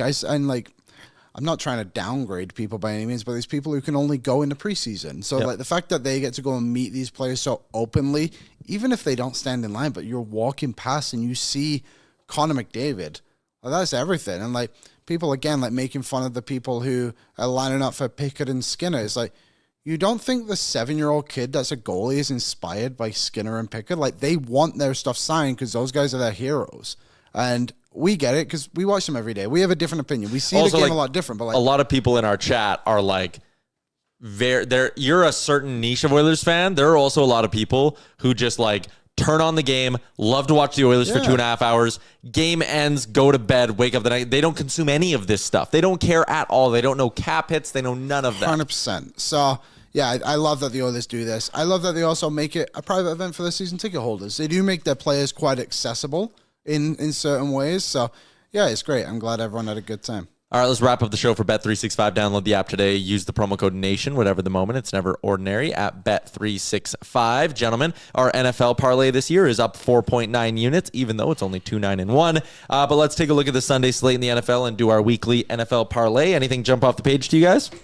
I want the Buffalo Bills. Aaron Rodgers is playing. I don't care. He's Aaron Rodgers. Good point. -3 Bills against the Steelers in Pittsburgh. Love it. Let me have a look here. I'm kind of out on the NFL right now. Team's not going to make the playoffs. I will go with, oh boy, these all kind of suck. Oh, maybe Rams -10. Well, yeah, Rams -10. We can They get play behind that. Carolina. Carolina home team So I like actually that isn't pick. too bad. Oh, Carolina's been actually, good at home, this yeah. is an Sam Darnold revenge game against a nobody. Seattle -11.5. Yeah. Yep. Yeah. I think, yeah, because they don't have JJ. That's probably a Max good spot. Brosmer, of course. Who? Who? Exactly. Probably better than JJ. Sorry, 9, not to be rude. Come on. Kind of tempted on Jags -6. Tempted on Tad. Yeah, I'm going. Have you seen the clips of Daniel Jones trying to run with his fractured leg? He's like trying to play through a fractured leg. I just think that, who do they play? Houston's defense. CJ's is back. sick. I like the over in that. CJ isn't even a factor in this for me. It's the fact that defense is the best. I'm going Texans +3.5. Yeah, I think that's a good line, actually. All right, you play those three together, boys, and you get it at +581. I just locked it in on my app, bet it on the app, put it on the sheet. There we go. Edmonton plays Seattle tomorrow. Matinee for the Edmonton Oilers. Do they have the lineup? They do. The Oilers are -160 favorites, +165 on the puck line. Not for me. Jack Roslovic out multiple weeks. Yes, we should touch on that before we wrap up. Jack Roslovic out multiple weeks for the Edmonton Oilers. That is a dagger and puts a lot of pressure on a lot of guys. Kapanen is a week at least and could be longer. God. Wallman is progressing maybe next week. So Wallman, I'd say late next week probably, but the fact that Roslovic's going to be out 2 weeks, we're going to be close to Christmas by the time you get him back. That sucks. That sucks. They need, like Mangiapane, all those guys, pressure's on now. Step up. Let's go. Yeah, I agree. Aaron's got pre-gaming tomorrow at 1 o'clock. Yes, sir. Me and Coombsy down here at Dog Patch, and it's the return of Patrick Puff. Wow. And the Patrick Puff show Patty tomorrow. P. Brett's Nice. taking the weekend off. So Cool. Gang's back. Gang's back together. New episode of Oilersnation Radio. Podcast form will be out later today. Video form out tomorrow morning at 8. And then a new episode of Ask Doobie out at 10 a.m. on the Oilersnation YouTube. Beautiful stuff. We got you covered on the weekend. Game day edition, or game day coming tomorrow on the site. But I hope you all have a excellent weekend. What are you doing this weekend? I got to go watch some minor hockey on Sunday. And then obviously the Oilers game is at 2 tomorrow. And then tonight, I think a little bit of Christmas shopping. And I'll say something to the audience. Maybe Sunday. My theory is Sunday. The Oilers might make a deal. So we might have an emergency show. Yeah. Hold on to your butts on Sunday. Don't go outside. All right. Although I just said I have to go to a hockey game. I might not go. We'll see what happens. I got to get ahead of my Christmas shopping too. As you guys know, I got a new car recently. So I'm in my honeymoon phase with my new car. So I'm just ripping everywhere. Shout out to my friends at Hyundai, by the way. Yes. I got a brand new Palisade that I'm ripping through the snow in. It handles beautifully. But I just want to drive everywhere and basically live in the car. So I'm using that to be like, all right, wherever I need to drive to go get Christmas shopping done, I am now more than happy to do it because I'm ripping around in this thing. Fair enough.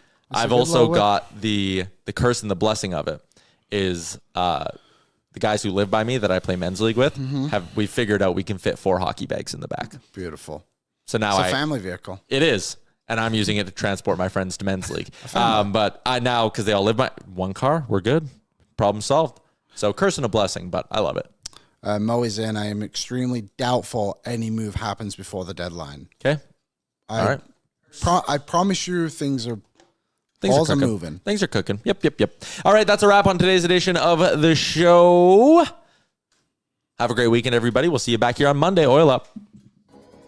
What's up, Nation citizens? If you enjoyed today's episode of Oilers Nation Everyday, make sure you hit the subscribe button here on our YouTube to not miss any of our content. We got you covered from interviews, insight, analysis, everything you need to stay up to date on everything around the team. Hit that subscribe button so you don't miss a video.